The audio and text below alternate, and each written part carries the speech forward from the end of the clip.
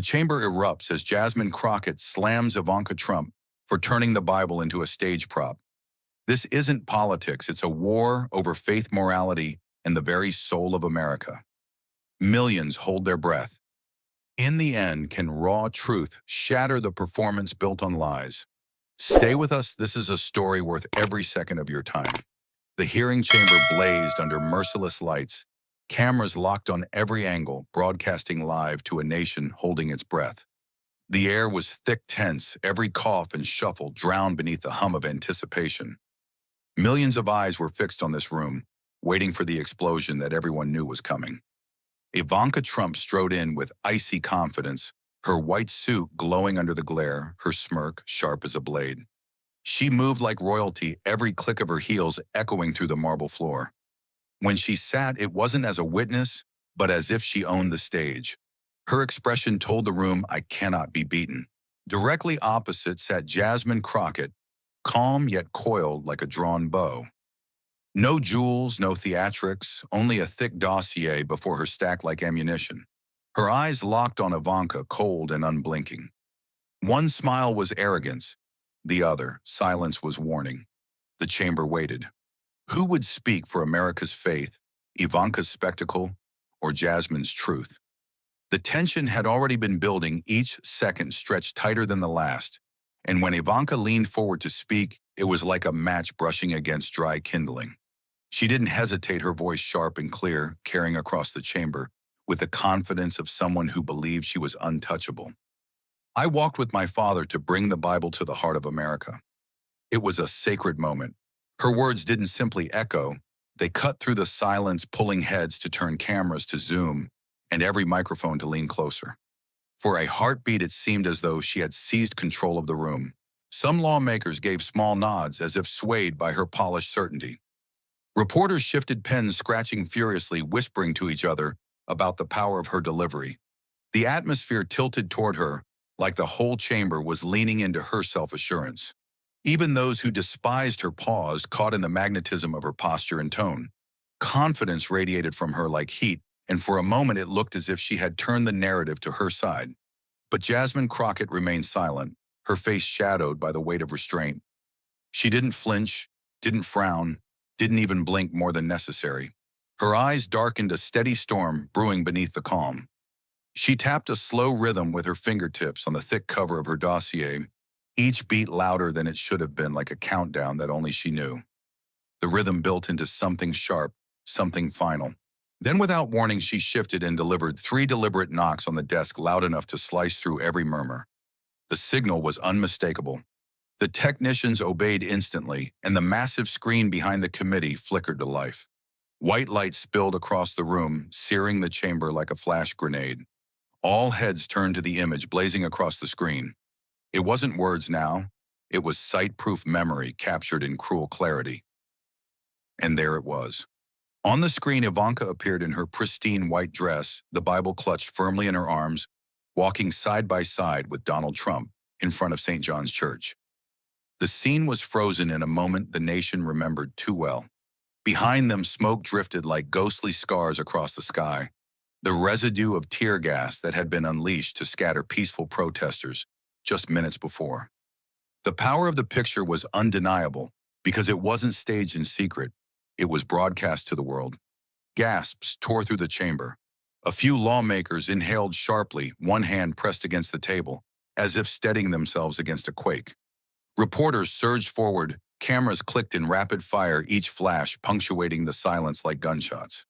The weight of that single image slammed into the room with the force of a hammer blow. No one could look away. No one could deny the truth as standing naked on the screen. For a moment, history itself seemed to replay in front of their eyes. But Ivanka did not crumble. Instead, she tilted her chin upward, her smirk curling wider, her eyes cold, but glittering with defiance. The arrogance in her expression was almost theatrical, like a villain refusing to bow to the truth. Her laughter was silent but visible, carved into her face. Finally, she let her voice ring out, dismissive and sharp as glass. A single photo makes you tremble. That was a moment of history. I am proud to have been there. Her tone dripped with disdain, as if daring anyone in the room to challenge her. The audience shuddered at her brazenness. Some whispered, some shook their heads, but no one missed the challenge in her voice. She wasn't retreating, she was daring Jasmine to strike harder. It was the arrogance of someone convinced that power could always rewrite the past. It was the smile of someone who thought even truth could be bent into spectacle. For Ivanka, this wasn't a photo of shame. It was a badge she wore proudly, even if the badge was soaked in smoke and fear. Jasmine didn't smile, didn't flinch, and didn't rise to Ivanka's attempt at dominance. She stood with slow certainty, her figure sharp against the glow of the screen, her voice calm, but slicing the kind of calm that made every word land like a blade. She pointed at the image behind her and spoke directly, her tone cutting through the arrogance in the air. History does not honor tear gas. History remembers those who turn the Bible into a prop. Her words echoed like steel striking steel, final and undeniable. The chamber was stunned again, the silence suffocating after her words. Reporters lowered their pens for a moment, the sound of clicking cameras falling still. Every eye swung between Ivanka's smug defiance and Jasmine's icy blade of truth. It wasn't just two women clashing. It was two visions of America colliding, one of spectacle, the other of sacrifice. And the air itself seemed to know that only one would survive the weight of history.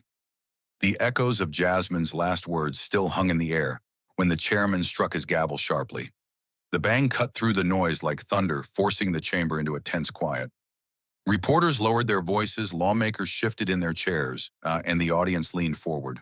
The tension didn't vanish, it only sank deeper, pressing down like a weight on everyone's chest. The silence was not peace, it was the calm edge of a storm. Ivanka lifted her chin higher, her posture rigid, her eyes cold and unflinching. Her voice carried across the room, sharp as steel. My family has always stood with the church. We do not need anyone to question our faith. The declaration was delivered like a dagger thrown across the table, meant to cut Jasmine down. A few lawmakers nodded in agreement, while others tightened their jaws, recognizing the arrogance dripping from every word. Ivanka's smirk lingered, as if she believed her lineage could silence doubt. Jasmine did not strike back immediately. She let the silence hold, let Ivanka's words linger in the stale air like smoke. Then she leaned into her microphone, her voice steady but heavy with memory. When I was a little girl, Jasmine said slowly, my mother would take me by the hand every Sunday to a small church in Dallas. She paused, her eyes not leaving Ivanka's face. That church didn't shine with chandeliers or marble floors. It was crowded with tired faces, men and women who worked all week and still came to pray. They prayed for justice. They prayed to survive. Her voice deepened, growing heavier with each word. I remember my mother's hand trembling when she prayed. She asked God to keep our community safe from violence, to keep our children alive long enough to grow up. That was faith. It was not a performance for cameras. It was not a stage. The chamber was still, every syllable clashing against the glossy image Ivanka had painted moments before. Jasmine's words were not loud, but they carried like thunder rolling beneath the floor. The contrast cut through the air with brutal clarity. On the screen still glowed the image of Ivanka in her white dress, the Bible clutched like an accessory, smoke curling in the background. Across the table, Jasmine's story carved a second image, a young girl gripping her mother's hand, listening to whispered prayers in a small church filled with grief and hope. One was spectacle polished for power, the other was raw, born from blood and survival. The room felt the clash, not as an idea, but as two realities colliding. The cameras zoomed in on the lawmakers. Faces shifted, some hardened, others softened. One senator bit his lip, eyes glassy with unspoken memories of his own youth. Another leaned back, pressing fingers to his mouth, visibly shaken. Even the reporters, trained to record without reaction, slowed their pens. They were not just documenting politics anymore. They were witnessing a fight over the soul of faith itself. The battle was no longer abstract. It was visible in every breath, every stare, every heartbeat in the room. Ivanka's smirk faltered for the first time, just slightly, as Jasmine's words painted her faith as shallow, theatrical. She crossed her arms, her eyes narrowing, trying to reclaim control. But the contrast was too sharp, too undeniable. One woman spoke of pews filled with tears and trembling prayers. The other boasted of marble altars and staged photo ops. The divide grew louder than any gavel, louder than any speech.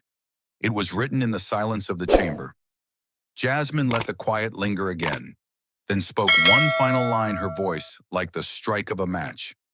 "Faith that survives hardship," she said, eyes locked on Ivanka, "cannot be outshone by faith that lives only in spectacle." The words dropped like lead landing, with a weight that made even the cameras seem to hesitate before clicking. The room quivered with tension, lawmakers visibly caught between the two worlds laid bare before them. The duel of voices had revealed more than arguments, it had exposed the difference between faith lived and faith staged. The silence that followed was not empty. It pulsed with the sense that something greater was still hidden, waiting to be unleashed. And as the tension coiled tighter, the thought spread through every corner of the room, unspoken but undeniable. Jasmine had not yet shown her ace. When it came, Ivanka's pride and defiance would not be enough to save her. The chamber was still vibrating from Jasmine's last story when Ivanka suddenly leaned forward. Her body tense like a predator, ready to strike, her voice slicing through the silence. "I do not need anyone to teach me about morality," she shouted, her pitch rising sharp enough to rattle the microphones. "I stood beside the president, and that is an honor you will never have." The words cracked across the room like a whip. Reporters jerked their heads up, pens scratching faster. Lawmakers stiffened, some nodding out of loyalty, others frowning at the sheer arrogance pouring from her mouth. Jasmine didn't hesitate. She rose to her feet, her chair scraping back the sound loud and raw in the charged air. Her voice thundered across the chamber, so strong it seemed to vibrate in the walls. "You stood there, but on the tear gas of your own people." The declaration hit like a strike of lightning. Gasps broke out, cameras flashed, and the audience rippled with energy. For the first time, Ivanka's eyes flickered with a flash of fury, her smirk replaced with clenched teeth. Jasmine didn't let the momentum slip. She lifted a single sheet of paper high above her head. The chamber hushed at once, waiting, sensing the weight of what she carried. A statement, she said firmly, from Bishop Marianne Booty, leader of the Episcopal Church. She lowered her gaze to the paper and read each word with deliberate clarity, letting the silence between lines echo. "I do not want the Bible or St. John's Church to be used as a prop for a political performance." The words rolled heavy through the chamber, undeniable, wholly in their authority. The reaction was instant. A shockwave rippled through the crowd. Reporters cried out, "Oh God," as cameras snapped like gunfire. Lawmakers shifted uneasily, some shaking their heads, others whispering harshly under their breath. The statement was not political spin, not an opponent's accusation. It was the church itself condemning the act. The glow of the screen still showed Ivanka holding the Bible like an accessory, now framed by the bishop's condemnation. Spectacle and shame fused in a single image. Ivanka's rage exploded. She slammed her palm down on the desk, the crack echoing like a gunshot. Her eyes burned, her voice erupting with fire. "Do you dare question the faith of millions of Americans?" she roared, leaning forward, her hair whipping over her shoulder. "I had the right to stand there, because I am the daughter of the president." Her tone was venom and fury, half threat, half desperate defense. Some lawmakers flinched at her anger, but others simply stared, recognizing the tremor of fear beneath the roar. Jasmine didn't blink. She stood tall, her eyes locked on Ivanka's blazing stare, unshaken by the storm. Her voice cut through, low but sharper than steel. "These are not my words," she said, raising the statement again. "These are the words of the church. Will you deny your own church as well?" Her challenge hung in the air, heavier than the smoke in the photo behind them. The silence that followed was deafening. It was no longer just Jasmine versus Ivanka. It was Ivanka against the faith she claimed to defend. The entire chamber trembled on the edge of revelation. Ivanka's anger blazed, Jasmine's defiance stood unbroken, and the crowd waited for the next hammer to fall. The clash was not finished. It was only the beginning. And that moment led directly to the warning no one in the room could ignore. Jasmine still held a government document, a weapon strong enough to shut every door of escape. Ivanka inhaled sharply, her chest rising, as though she were summoning strength from the glare of the lights. Then, in an abrupt shift, her face crumpled, tears spilling down her cheeks. The sight was shocking, not because it showed weakness, but because even in tears, she radiated defiance. Her chin remained high, her eyes flashing with pride, as if she wanted the world to see her pain as proof of her power. The contradiction was jarring grief painted over arrogance, like theater on the grandest stage. Her voice cracked, rising into a cry that echoed against the chamber walls. "You are hunting my family," she screamed, the words vibrating through the microphones. "All of this is only because I carry the Trump name." The declaration rang out like a siren, a desperate attempt to flip the narrative.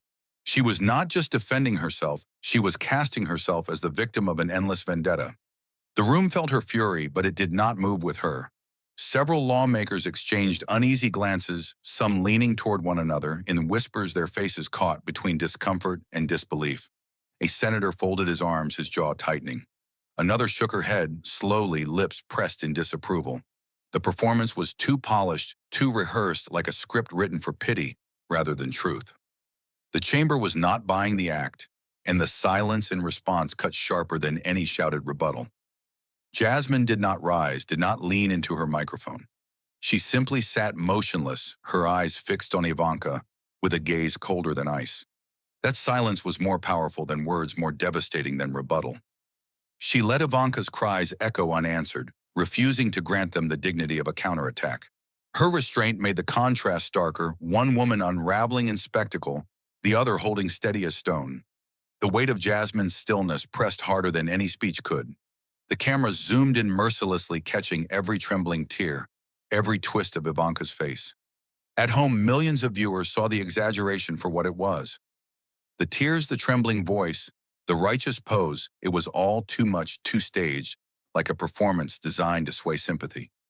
Viewers could see through it, and in that exposure, Ivanka's play for pity collapsed into melodrama. The audience was no longer convinced. They were unsettled, even repelled. The chamber tightened into silence once again, not from respect, but from rejection. The echoes of Ivanka's cry lingered like smoke after a fire, fading but sour. The tension hung thick, and everyone knew the storm had not yet broken. Jasmine had not yet moved, had not yet spoken, but the sense of inevitability was crushing. And that inevitability was clear. Jasmine was holding something far heavier than silence. She was holding the knockout blow, a secret report from the Department of the Interior that would lock every door of escape for Ivanka. From the charged quiet that followed the outburst, the room felt like a live wire waiting for the next spark. Jasmine pushed back her chair and stood steady and unhurried, the scrape of wood on marble cutting through the hush. She reached into her stack of files and pulled out a thick bound volume, the cover stamped in black, Inspector General Report, 2021, Department of the Interior. She held it up with both hands so the title faced the cameras, then set it on the table with a solid, echoing thud. Her fingers spread the pages with the care of someone handling evidence, not theater. 1,000 eyes locked on the document as if it were a loaded device about to go off. She leaned into the microphone, voice firm, clean, and loud enough to carry to the back row. The dispersal of protesters at Lafayette Square was not intended to protect security. She read each word pronounced like a verdict, but coincided with the president's plan for a photo opportunity and his entourage. The single sentence hit the chamber like a drop hammer. There was no flourish, no narration, just the plain line from the report delivered without mercy. Jasmine paused, letting the statement stand by itself, letting the silence around it prove its weight. You could feel the floor settle under the truth. Jasmine slid a finger down the page, then looked up and locked eyes with Ivanka. In that entourage was the name Ivanka Trump. She did not shout it. She marked it like an officer reading a name into the record. The camera swung to Ivanka, catching every twitch of jaw and flare of nostril. The words did not accuse in the abstract. They placed her inside the scene, inside the decision, inside the moment the tear gas hung in the air. The line closed the distance between the image on the screen and the woman at the table. Sounds surged at once, a human wave of shock and recognition. Whispers became a hiss that rolled across the tears. A congressman covered his face with his hand elbow planted on the desk, as if bracing for impact. Another turned away from the camera's, lips pressed hard, eyes narrowed in disbelief. Reporters fired questions, no one answered, shutters chattering like teeth. The energy in the room flipped, and it was clear the center of gravity had moved to the open book on Jasmine's table. Ivanka's mouth opened, but no words came at first, only breath stalling in her throat. She seemed to search the ceiling lights for a lifeline, then found the microphone with shaking focus. I... I don't remember. The sentence fell out in pieces, thin and breakable. It was not a denial. It was a retreat. Heads tilted. Pens slowed. The phrase lay bare on the table like a cracked shield that would not hold another hit. Jasmine did not move for a full heartbeat, letting the admission hang there fragile and exposed. Then she stepped closer to the mic, her face calm, her tone, even the blade of her voice sheathed but sharp. You don't remember, but it was your own hands that handed the Bible to your father. She turned her head slightly to the cameras as if addressing the nation seated in living rooms and kitchens. America saw. The final line fell last, heavy and permanent, and history will record it. The chamber did not breathe. The record did. The shock of the report still hung in the air like a ringing bell when the moment tipped into a final confrontation. Ivanka jerked upright shoulders, squared breath, sawing in her throat as fury overtook poise. Her voice tore through the microphones high and raw, the sound of pride scraping against panic. You will regret humiliating me and my father, she screamed, every syllable pitched to wound. The words cracked against marble and wood bounced off glass and steel and dared the room to deny her. For a heartbeat, it felt like she was trying to bulldoze truth with volume alone, to force the chamber back under her heel. The camera swung hard to Jasmine, framing her in a cold halo of light. She did not flinch, did not blink, did not reach for more paper. Instead, she let a small, razor-thin smile cut across her face. The smile said she had seen this rage before and had already measured it. When she spoke, her voice was low, but sure, the kind of steady tone that makes crowds lean in without thinking.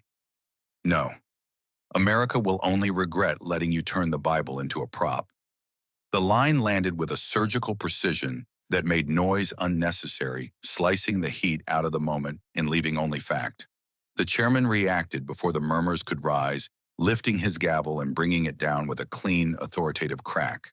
The report, the photo, the statement, everything that mattered was now weighed on the scales, and he set it there in plain view.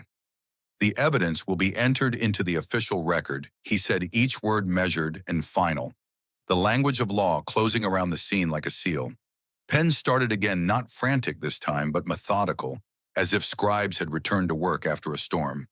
The echo of the gavel spread like ripples, quieting the last tremors of spectacle and restoring the stern geometry of the room. Ivanka's body seemed to lose tension all at once, as if the air had slipped out of a balloon. She dropped into her chair with a dull thud, the posture of command collapsing into a slump no camera could beautify. Strands of hair slipped forward, dulling the sharp lines she had tried to keep, and her hands hung uselessly at the edge of the table. Her eyes stared past the microphones at nothing at all. No plan, no script, no stage left to own. The harsh lights that once made her gleam now made her look pale, almost grainy, as if the lens itself had stopped believing her. Around her, the room did not gloat. It simply recorded. Jasmine let the silence breathe for a long second, then closed her eyes the way a runner might at the tape spent clear unshaken. The breath she drew in was deep and steady, and the breath she let out carried the weight of a battle fought with documents, patience, and steel nerves. No gesture, no grand bow, no gloating glance, only the discipline of someone who trusts the record more than applause. She placed her hand flat on the file, not to claim it, but to anchor the moment where it belonged.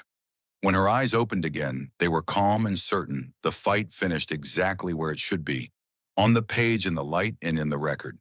When the gavel's echo finally faded, the story detonated beyond the chamber walls. Satellite trucks fired up, producers barked orders, and studio lights flared like sirens cutting through a storm. Editors carved clips into sharp, repeatable blows, building a reel that felt like a chase scene. Headlines stacked across screens while push alerts vibrated on kitchen counters. The city seemed to lean toward the signal, waiting for the first official line to set the tone. Then the chyron hit like a hammer. Across networks, the banner stamped itself in bold, unmissable type: Biblegate, Ivanka defeated in Congress. Anchors read it clean, voices steady but tight, the cadence of confirmed impact. News tickers crawled with timestamps, quotes, and the exact names locked into the record. Phones lit up in living rooms and bars as the headline jumped from one app to the next. Talk radio seized at callers boiling over as producers cut to commercial and back again. The country didn't just see the verdict, it felt the weight of it land. Clips rolled on, looped the photo, the smoke, the statement, the report, the final exchange. Analysts broke the sequence into beats, circling keyframes like coaches diagramming a decisive play. Here is the handoff of the Bible, one said, freeze framing with a stab of a stylus. Here is the tear gas still hanging, another added, widening the image until the haze filled the screen. The replay didn't dull the blow, it wound the spring tighter. By nightfall, the montage moved with the rhythm of a pursuit, relentless and exact. Sunday came early in spirit and pulpits answered before dawn, emails even finished syncing. Sanctuaries filled, some hushed, some humming, with low, uneasy voices. Pastors stepped up, hands on wood worn by years of palms and prayers. They didn't need to invent language. They only needed to repeat what conscience already knew. And so the line rang out from city cathedrals to country chapels. Faith cannot be a political tool. The words landed like a bell, unmistakable and grounding. In a brick church off a quiet avenue, the choir's opening note stalled as the pastor lifted his hand. He looked out at faces he had married, baptized, and buried beside, and the room steadied under his gaze. Faith cannot be a political tool, he said again, slower, as if placing stones across a river. He spoke of the danger of turning prayer into promotion and scripture into staging. He reminded them that the holy cannot be rehearsed, only lived.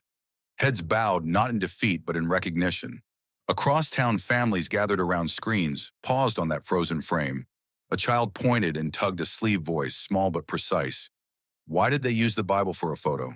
Forks hovered, words stuck, and the room waited for an answer that would not hide. A mother spoke first, careful and plain, because photos can win applause, but faith asked for sacrifice. A father added, a picture can be staged in a minute. Real faith is proven over years. The child looked back at the smoke on the screen and nodded, understanding more than the adults wished. Minivans carried those questions to school drop-offs and grocery runs, where conversations kept surfacing like buoys. A grandmother told her grandson about nights she spent ladling soup after storms, no cameras, no speeches. A nurse on break scrolled past the headline, then put down her phone to help a shivering patient with an extra blanket. A deacon texted a neighbor, need a ride to your appointment, and showed up 15 minutes later without a selfie. Each small act pressed back against the image with quiet, stubborn force. The difference between posing and serving began to glow like a flare in fog. Op-eds poured in, some bristling, some elegiac, all circling the same hard center. Commentators argued about precedent, law, and optics, but the letters to the editor cut straighter. My father carried a Bible to the picket line to keep courage, one wrote.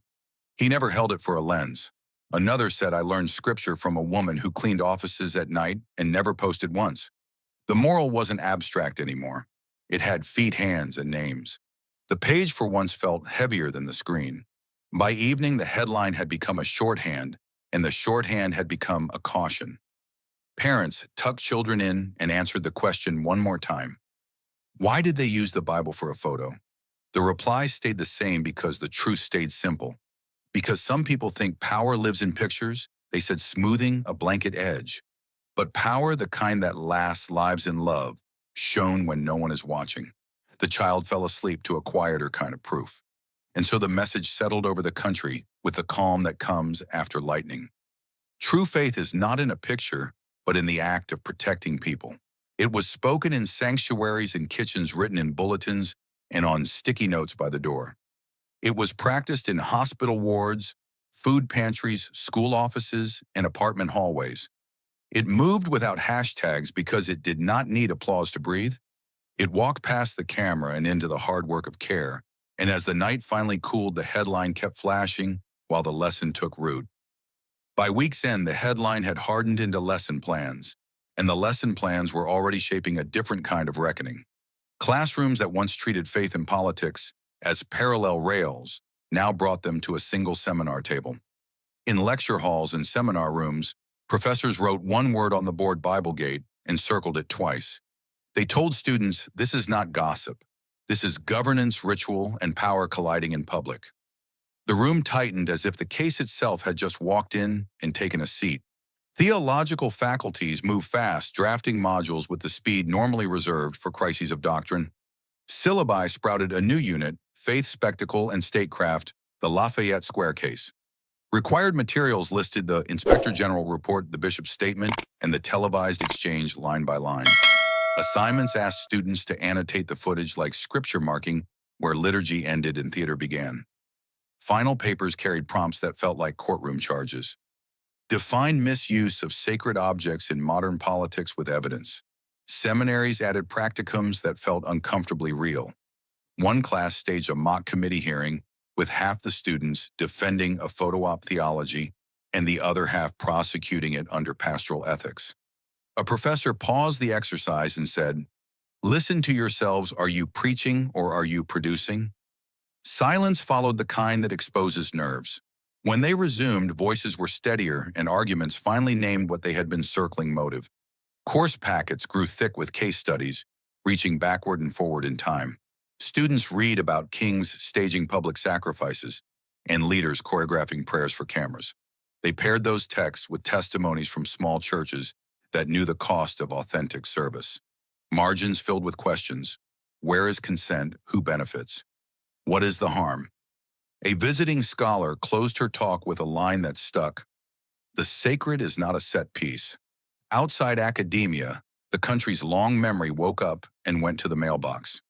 Men and women over 50 who had watched presidents fall and lieutenants resign began writing letters to the editor in careful carved lines. "I lived through Watergate," one wrote, "and this feels like the moment the tape clicks on." Another said, "I watched Iran-Contra teach us how power hides in paperwork. Now I'm watching power hide behind a Bible." The ink looked heavier than usual, as if the text carried weights at the end of every sentence. Editors noticed and gave the letters a page of their own. The letters did more than vent. They arranged history like tools on a bench. "Watergate taught us that recordings do not lie," a veteran wrote, "and Biblegate taught us that cameras do not bless." A retired teacher added, "Iran-Contra showed the choreography of deniability. This shows the choreography of piety."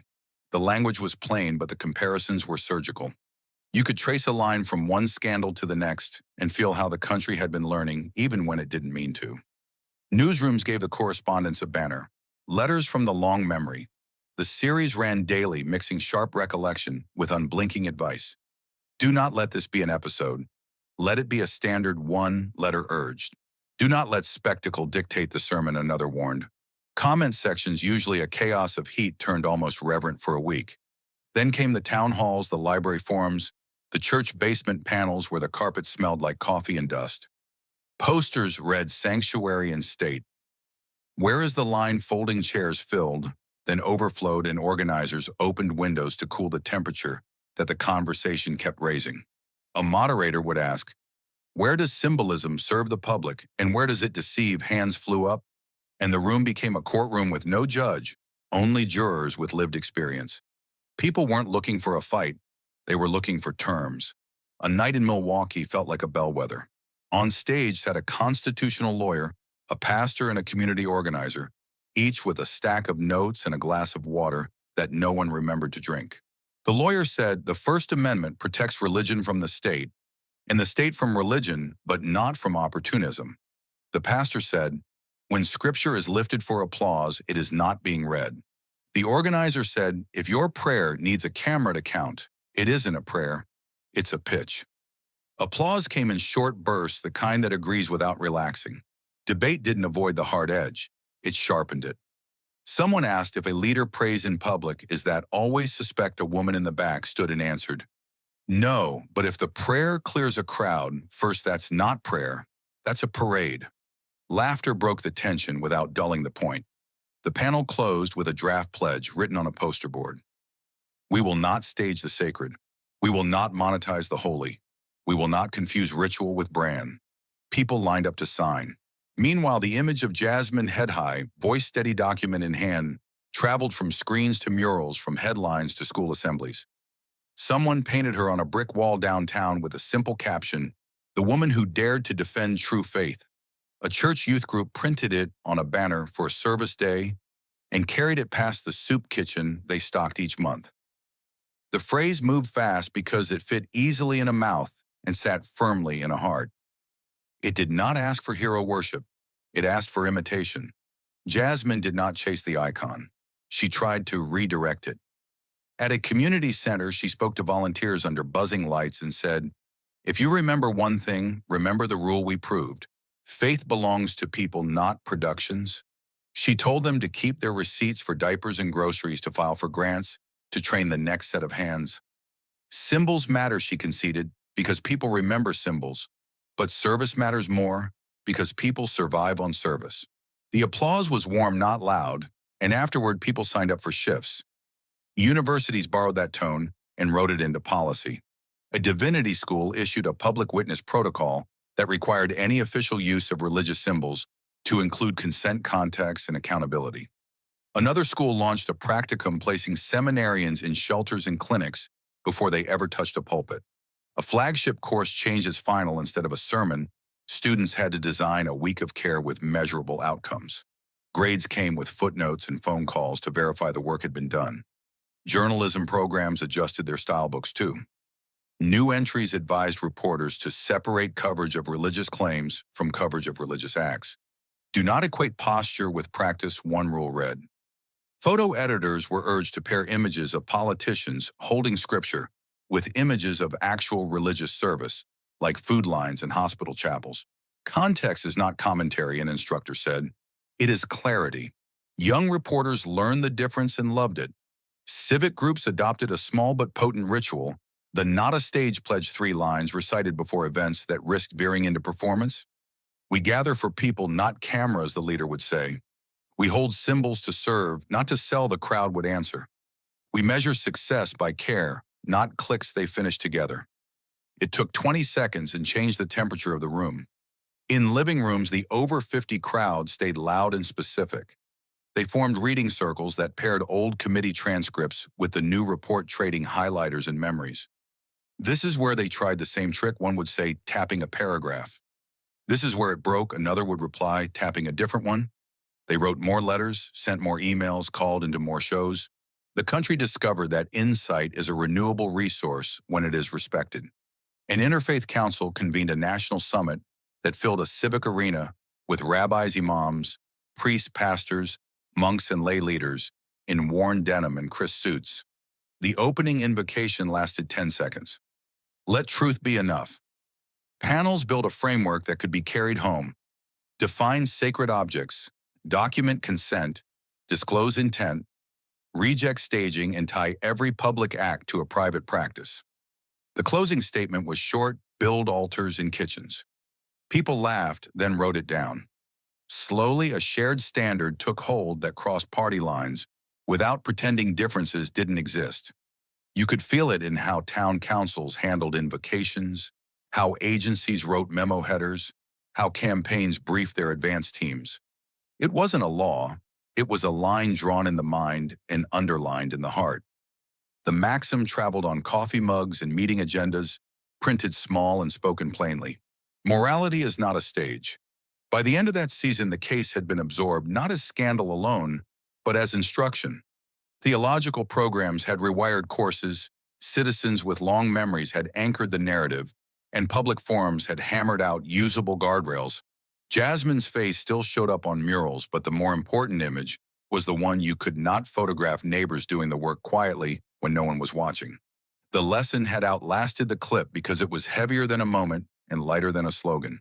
And that lesson did not need a spotlight to hold. It lived in a rule taped to refrigerators, pinned in staff rooms, tucked into wallet windows. It lived in the way people spoke and the way they paused before reaching for a prop. It lived in the steady refusal to dress up devotion for applause. It lived most of all in the ordinary bravery of keeping faith with one another. Morality is not a stage. When the echo of morality is not a stage settled, the record began to harden. Archivists logged every second of the hearing, every frame of the photo, every line from the report into federal repositories. Style books noted the new term as if entering a fault line on a map Biblegate. Civics instructors marked the date beside other constitutional stresses and underlined the role of evidence over spectacle. Within months, new editions of history surveys carried a sidebar that asked students to trace how symbols can be used and misused by power. Documentary crews moved next, building timelines like engineers, laying track in a storm. Opening shots cut from the smoke over Lafayette Square to the gavel strike and back again, framing a cause and consequence loop the audience could feel in their chest. Producers let silence do as much work as narration, holding on the photo long enough for viewers to squirm before the bishop's sentence landed. Editors layered captions that did not editorialize location timestamp source exact words. The effect was cold and clinical, which made the heat of the truth burn brighter. One film structured itself like a chain of custody demonstration, each link verified aloud. The Inspector General report appeared as a living document, passages highlighted while a neutral voice read them flat. Split screens paired the text with the broadcast frame, so the paper and the picture argued together, not apart. No reenactments, no swelling strings, no staged inserts, only the original materials sharpened until they cut. Viewers didn't feel led, they felt confronted. Another documentary chose the human witnesses and let them carry the weight. A medic from the square described rinsing tear gas from a protester's eyes and looked away before the camera could follow the tear on his cheek. A church custodian spoke softly about unlocking side doors for neighbors who needed water and a place to breathe. A reporter replayed the moment the crowd was pushed back and said the lens saw everything, but the lens did not bless it. The stories were plain, and because they were plain, they struck like hammers. Critics, not usually kind to political films, agreed on the craft and the clarity. They wrote that the best documentaries did not attempt to crush viewers with outrage, but pinned them to the table with facts. Freeze frames became signatures, the Bible balanced like a prop, the smoke drifting like a stain, the mic catching the exact pitch of a single word, proud. Awards discussions used a new phrase, civic editing, to describe cuts that illuminate rather than inflame. The audience ratings were less about stars and more about steadiness. Did the film hold the line? In seminars from communication schools to ethics institutes, scholars converged on a shared diagnosis. Biblegate, they argued, was not just a scandal. It was an image collapse, a point where a brand's core symbol flips against itself. The white suit, the Bible, the church facade, three pillars designed to project virtue combined to produce the opposite impression. Textbooks sketched the mechanism, symbolism, overload, motive, misalignment, audience recoil. The case would be cited whenever analysts warned that over-choreographed piety risks spontaneous moral backlash. Political communication researchers built rubrics that felt like seismographs for public trust. They mapped halo inversion the moment admiration drops below neutrality and does not climb back. They noted how the bishop's sentence acted like a grounding wire, channeling outrage into clarity. They compared pre-event image management with post-event repair attempts and concluded that the latter never found a stable footing. In their models, Biblegate ranked as the largest single-night reversal for any Trump family figure on the axis of sincerity. Cultural historians widened the lens and situated the break inside a longer American habit of staging the sacred. They traced earlier eras when leaders posed with pulpits or paraded behind choirs, and they marked the difference between public devotion and public theater. The key, they taught, was not whether prayer appears in public, but whether people are displaced to make room for the shot. Biblegate became the cleanest modern instance of displacement, made visible, the crowd pushed back, then the prop raised high. The chapter's conclusion was spare and devastating. When worship is arranged like marketing, it starts to look like marketing. Meanwhile, the 50-plus generation took the role they have earned over time, keepers of hard memory. In coffee shops and community centers, they told one another where they were when the Watergate hearings aired, how the words tape and gap felt like detonations.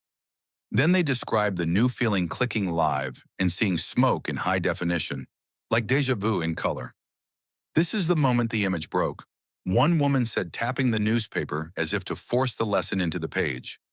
Others nodded because they recognized the tremor that follows a truth you cannot unsee. Letters poured in from retirees who had shelved file boxes and served on juries and prayed in plain rooms without cameras. Watergate taught us that recordings do not lie, one wrote, but they do expose liars. Another said Iran-Contra taught us how secrets move on paper. This taught us how sanctimony moves on stage. The writers did not ask to be thanked, they asked to be heeded. Editors published the letters in a series titled Witness to Witnessing, and the headline felt exactly right. At-home grandparents who had lived through assassinations, recessions, and wars answered new questions with old steadiness. A grandson pointed at the pause frame and asked, "Why did they hold it that way?" The grandfather said, "Because some people think symbols are shortcuts, but faith has no shortcuts." A granddaughter asked Will, "People forget." The grandmother said, "People forget shows. They do not forget stings." Then she added, "This one stung." The exchange sounded simple, but it laid down tracks for the next conversation. Documentarians chased those living memories into their films, and the effect deepened the narrative. A montage cut from black and white committee rooms to the lurid glow of modern live streams, from reel-to-reel hums to the silent glide of a drone shot. A veteran of newsroom nights said into the camera, "Back then we waited for the morning paper. Now the paper waits for us." The point wasn't speed, it was endurance. Scandal may move faster, the film argued, but the conscience that judges it works at the same human pace. On campuses, the case became an exam you could not cram for and could not game. Professors asked, where is the line between faith and brand, and who has the right to draw it? Students tried out brave answers, then revised them after the next documentary screening. Libraries created vertical files where clippings and transcripts sat alongside sermons and community bulletins. The stacks looked like the veins of the story furniture for a memory that needed weight. Biblegate shared shelf space with other breaches, but its spine stood out. Curators mounted gallery exhibits that treated the hearing and the square like adjacent rooms. One wall held broadcast stills, the other held photographs of hands handing out water and milk to strangers. In the center, a quote hovered on clear acrylic, "Faith cannot be a political tool." Visitors lingered and left notes that said little and meant much, like "I was there," or "I learned," or simply "never again." The guest book read like a quiet chorus. The most striking documentaries returned to a single ethical hinge: consent. Did the people in the square consent to be pushed out for a picture? Did the church consent to be framed as a backdrop for power? Did the Bible, a text for reading and living, consent to be lifted as a brand? The films let those questions hang unanswered because the answers were obvious, and because obvious truth can be the most persuasive kind. The audience left with a word that does not trend but lasts. No. Scholarly conferences minted panels around a vocabulary that will outlive the headline: sacred prop transgression, ritual displacement, performative piety. Papers traced how each concept appeared in the sequence and showed what snapped when they combined.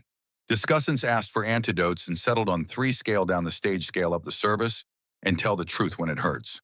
The room full of people trained to argue agreed more than it expected to. At the end of that year, a thick anthology arrived with a title that sounded like a verdict: The Image That Broke. Inside, historians, ethicists, and media scholars wrote from different angles and landed on the same line.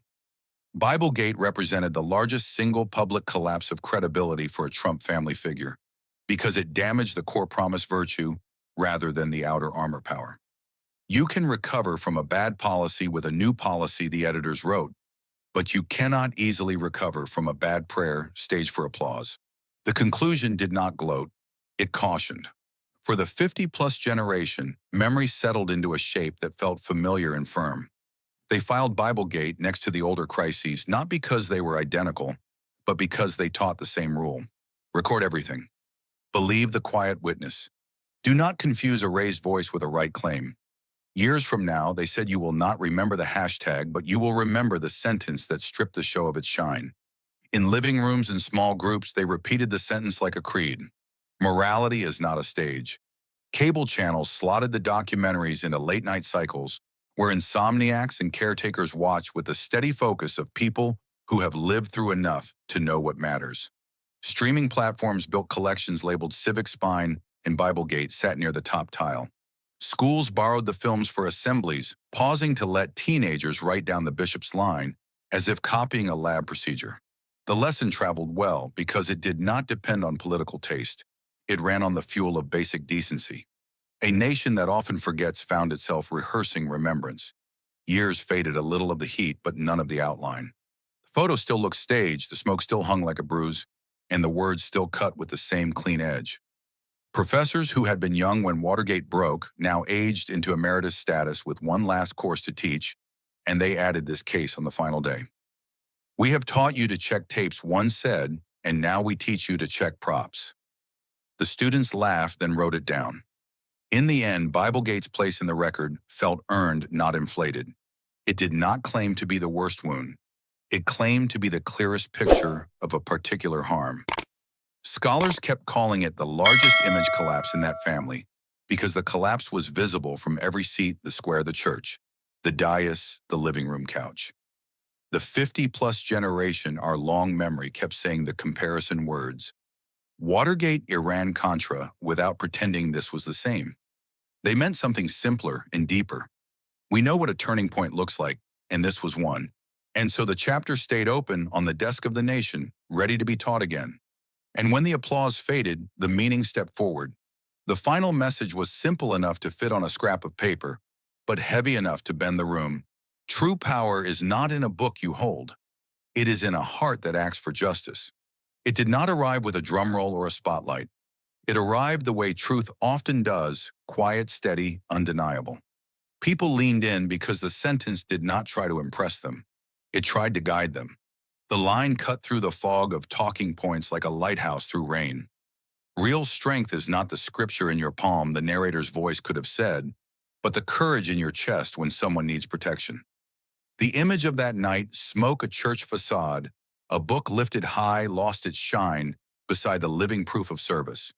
Viewers remembered volunteers handing out water nurses, staying late neighbors, walking each other home. Those scenes had no hashtags, no staged angles, no practiced smirks. They carried a different kind of light, the kind that lingers. The message did not shame belief, it defended it. A holy text is not a trophy, the words insisted. A holy text is a promise. You keep that promise in courtrooms, classrooms, church basements, and crowded streets. You keep it when no one is filming. You keep it by choosing people over theatrics, duty over display, and mercy over marketing. Jasmine Crockett did not have to recite a poem to seal the moment. She only needed to stand where the evidence stood and let the record speak. When she said true power is not in a book you carry, but in a heart that acts for justice, the line sounded less like a victory lap and more like a set of marching orders. It asked nothing fancy, only the difficult daily work. That was why it stayed. The sentence moved through the country the way a clean wind moves through a room. It lifted the curtains of cynicism and let something fresher in. Parents wrote it on notes for their kids. Pastors tucked it into bulletins without a paragraph of explanation. Journalists began using it as a test before writing about any faith moment on a stage. If the act did not serve people, it did not pass. In this light, the photo that once tried to glow now looked cold. It was a picture of borrowed power trying to borrow holiness, and the transaction failed. The frame became a warning label, do not stage the sacred. The crowd's memory sharpened around that lesson like a muscle learning a new movement. People did not become harsh, they became clear. Clarity, it turned out, was the true climax. The nation did not need louder speeches. It needed cleaner sight. The message gave them that, look for the heart, not the prop. Look for the action, not the angle. No one had to be perfect to meet that standard. They only had to be honest and brave when the moment arrived. Jasmine's part in this was not flair, but focus. She took a single image that had been sold as glory and turned it gently but firmly into evidence. Not evidence against faith, but evidence against the misuse of faith. She did it with documents, with restraint, and with a precision that left no room for a counterstory to hide. In doing so, she changed the temperature of the room and then the country. From that night on, her name carried a distinct note. Commentators called her the woman who turned a photo into a permanent indictment, and the phrase fit like a custom-made frame. It was not a threat, it was a record. The indictment was not of religion, but of pretense. It was not of hope, but of hype. It was not of prayer, but of performance. History took the phrase and set it carefully on the shelf where the important tools live. Students repeated it the way trainees repeat safety rules. Do not touch the hot plate. Do not stage the sacred. True power is not in the book you hold. It is in the heart that acts for justice. Each rule prevented a burn. Each rule saved time and pain. Each rule kept the work honest. Jasmine did not become an icon because of volume. She became an icon because of aim. She did not swing wildly, she cut straight. She did not crowd the shot, she cleared it. She did not chase applause, she guarded the record. The steadiness of that posture made people trust the line even more. That trust mattered because the country is often tired, tired of spins, tired of spats, tired of being told what to feel. The final message did not tell them what to feel. It told them where to look. Look at the fruit. Look at the neighbor. Look at the cost. If a show harms the people it claims to honor, it is not faith, it is false advertising. If a gesture protects the vulnerable, it is not showmanship, it is service. Service, not spectacle, became the last beat of the story. The camera could capture a book held high, but it could not capture a heart choosing to act until that action took shape. It took shape in food on a table, a ride to an appointment, a hand on a shoulder in a hard hallway. It took shape in policies that sheltered the weak and budgets that matched sermons and leaders who did not need a photographer to keep a vow. Those shapes held. As people repeated the line, it began to change their reflexes. Before a stage event, they asked, "Whom does this help?" Before a press release, they asked, "Where's the service?" Before a rally, they asked, "Who gets pushed aside so this picture can be taken?" The questions were not negative. They were protective. They protected faith from being drained of meaning. They protected citizens from being used as props. They protected justice from being dressed up and sold. In the years that followed, the story of that night shrank to its cleanest outline and stayed there. A picture tried to crown itself truth. A woman lifted the mirror of evidence. The crown slid off. The truth stood on its own. The line remained: true power is not in the book you hold. It is in the heart that acts for justice.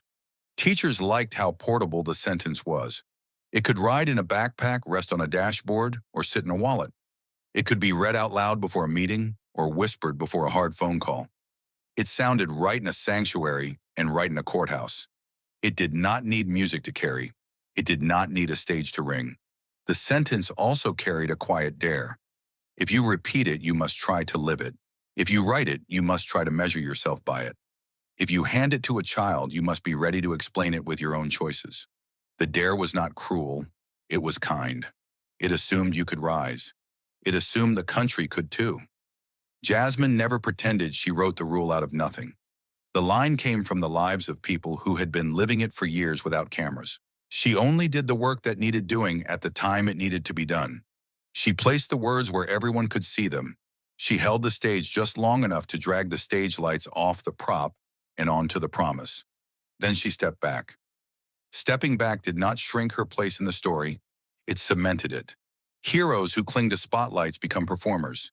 Heroes who release them become landmarks. Jasmine became a landmark, a fixed point on the map of civic conscience.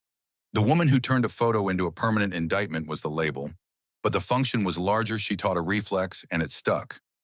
That reflex now met every new spectacle at the door. Is there consent? Is there care? Is someone being cleared out so someone else can look holy? The questions arrived like a neighborhood watch for the sacred.